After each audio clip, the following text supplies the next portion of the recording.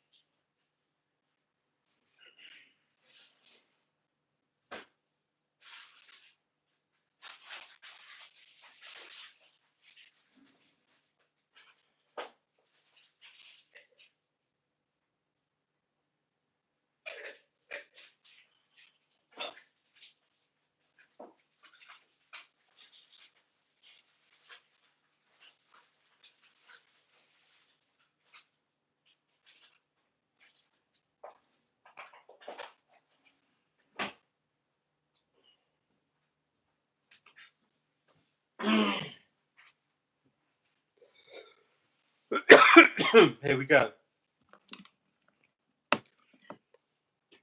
No. Is there anything recorded here?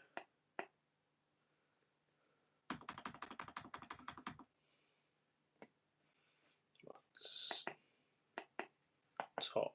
Is there anything recorded?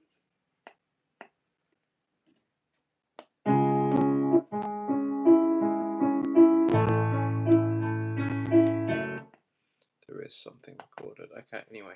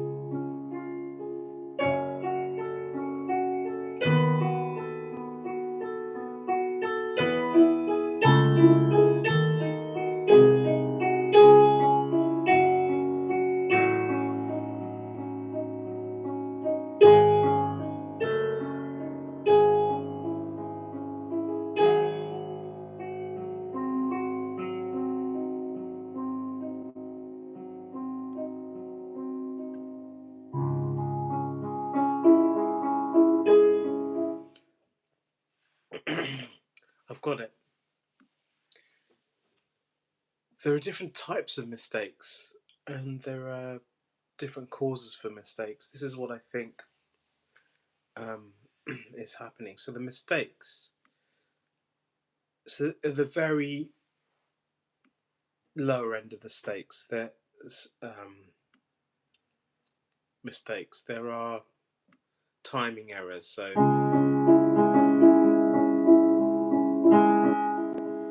timing errors. Then there are intensity errors.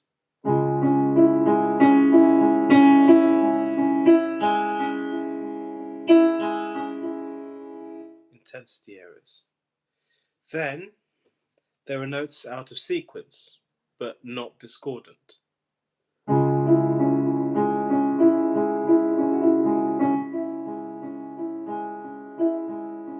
That wasn't quite right. Let me do it again. Notes out of sequence.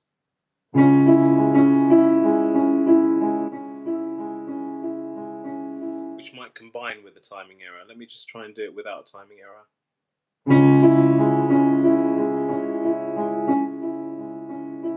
That was notes out of sequence.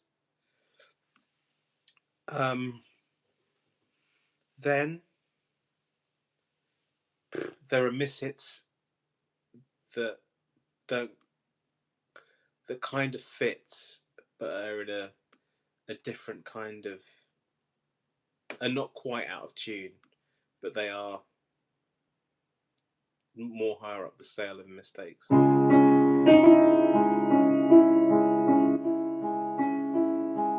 Here again.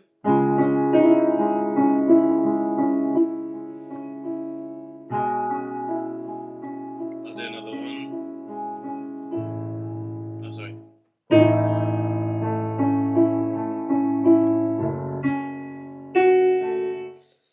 So that moves us probably onto our next one, which is probably a wrong note.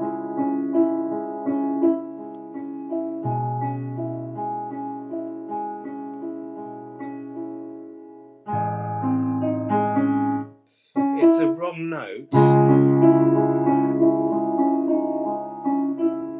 but it doesn't sound discordant.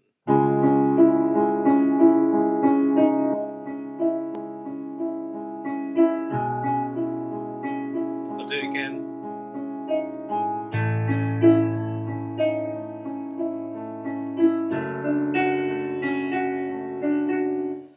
And then there are the real errors, what I call the real boo-boos. And these are,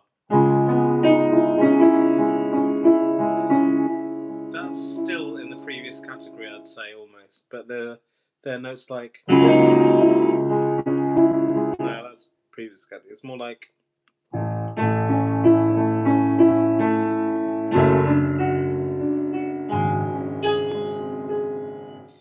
it's hard to make those errors, but they're when you play completely the wrong note. Let me just try and do it. How about this?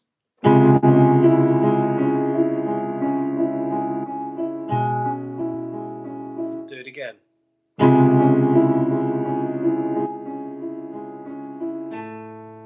Do it again.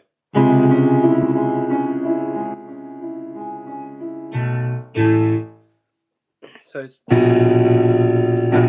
that kind of jarring sound. That's a completely wrong note. But then you can go back to it, and then there are the sequences of jarring notes. So you go,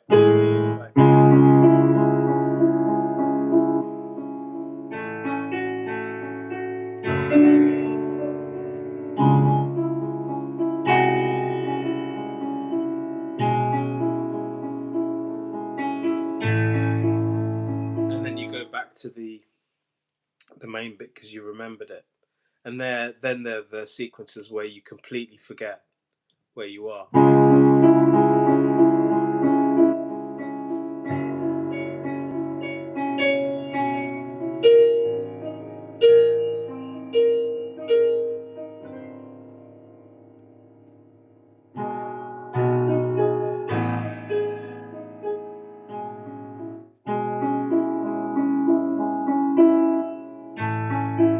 Then you recover and you carry on playing, and then there are the sequences where you just completely don't know where you are and you don't recover. So I said those are the sorts of, I think, the sorts of timing the sort of errors you can make. And then the causes of the error. This is very interesting. I think there's something about becoming too confident and a combination of being too confident, not caring about the music. Those are kind of warning signs. Maybe you become more of a spectator rather than actual player. And then I think the killer factor is when you start thinking about other things other than music. And then the real killer thing, I think, is when your mind wants to start interacting with very powerful thoughts.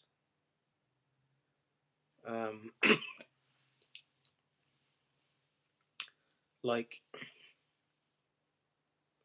conversation. It wants to initiate a conversation. I think that's probably it, because what or it's thinking about conversation with other people, because when you're playing the piano, I think you're in conversation with the piano. And if you start to talk to another person when you're talking to the first, then that conversation is spoilt. And then there's, of course, added to that, potential for error. That's one stream. I think one type of error, we'll call that a cause of error. We'll call that conversational mismatch. And then there's another, which is physical discomfort. Like, real bad pain, and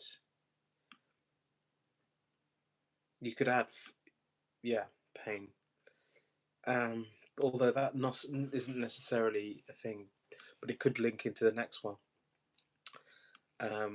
Fear. You're afraid of making mistakes. Maybe it's because of pain, because of conversational error. These might interlink. Then there's surprise distractions from outside, noises. And then there's lack of visual stimulus, as in to see the keyboard when you want to. You don't quite know where your hands are. Again, that will affect some players more than others. And then another mistake might be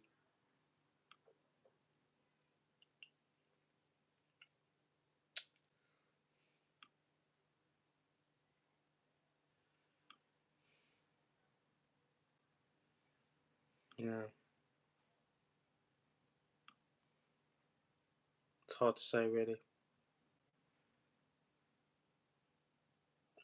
Okay, that's enough for now. Let's go into the performance, and let's see if I can play when somebody comes in the room. So there's nobody in the room at the moment, and I'll try and observe my train of thought and let you know why I made a mistake at the end. I think my feet need some kind of cushioning.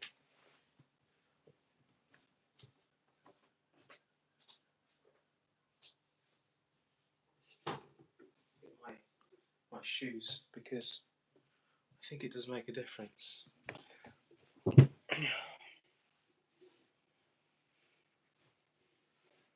Should play these in shoes, but never mind.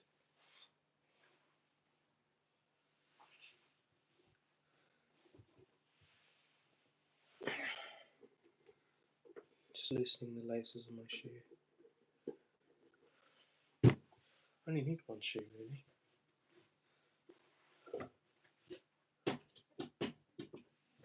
Okay. So I'm ready. I'm waiting for that one person to come in.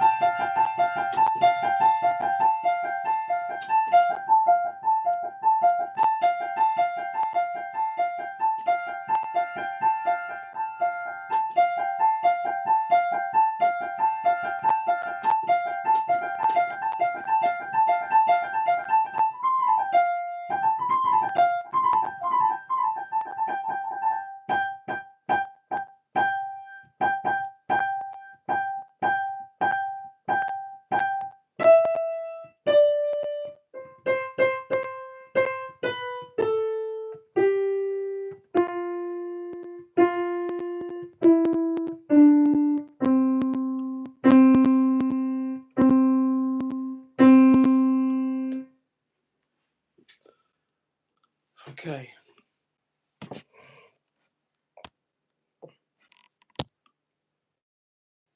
This is not going to increase music. Anyway, let's go.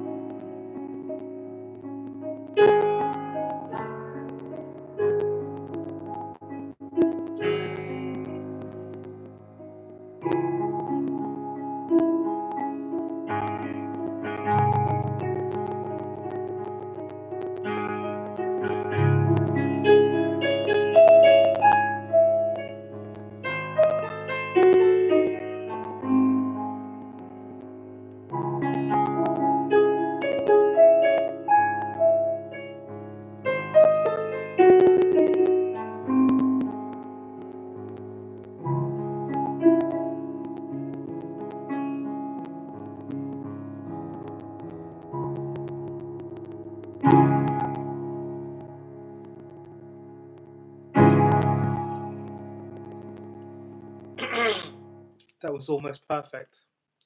Almost perfect. I thought about the author of my children's books. I thought about performing at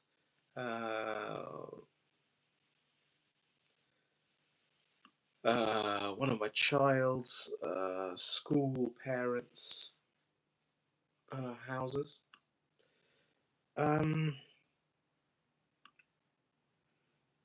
thought a bit about making errors, and then when I did, when I became a bit self-conscious, I noticed I didn't play the note as hard as I should have done.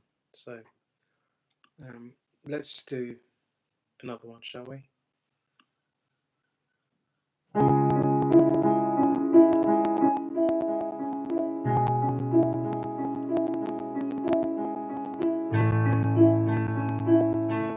Actually, what kind of speed should I be doing this?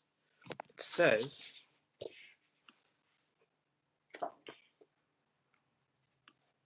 adagio sostenuto. So slowly and sustained. That's what it means. Let's do it. Just increase that a little bit. Okay, here we go.